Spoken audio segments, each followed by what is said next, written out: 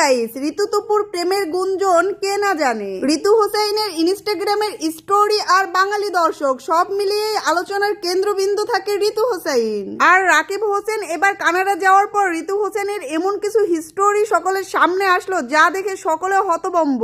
তাহলে কি ঋতু হোসেন সত্যি প্রেম করছে তপুর সাথে, নাকি তাদের বিয়ে হয়ে গেছে? কি আছে ঋতুর হিস্টোরিতে সব জানতে পারবেন গাইস আজকের এই ভিডিওতে। তাই ভিডিওতে একটা লাইক দিয়ে শেষ পর্যন্ত দেখতে থাকুন। আর আপনাদের কাছে আমার ছোট্ট একটা অনুরোধ, একটা সাবস্ক্রাইব করে রাকিব ঋতুর নিত্য নতুন আপডেট পেতে আমার চ্যানেলে যুক্ত হয়ে যান। রাকিব হোসেনের খুব আদরের কিউট মিষ্টি ছোট বোন হচ্ছে ঋতু হোসেন। তাকে চেনে না এমন লোক সোশ্যাল মিডিয়ায় খুঁজে পাওয়া খুব ভার। ঋতু হোসেন দেখতে যেমন মিষ্টি, ঠিক তেমন তার প্রতিভা। খুব অল্প বয়সে সকলের মন জয় করে নিয়েছে। মাত্র 20 বছর বয়সে সে এতটাই জনপ্রিয় হয়ে উঠেছে, এক নামে তাকে সকলেই চেনে। তাকে তার ইউটিউব চ্যানেলে খুব কম দেখা গেল ভাইয়ের সাথে ব্লগ ভিডিওতে তাকে সব সময় পাওয়া যায়। রাকিব হোসেনের ব্লগ ভিডিওর আইডিয়া সহ তাকে ব্লগ ভিডিও বানাতে সর্বদা সাহায্য করে ঋতু হোসেন।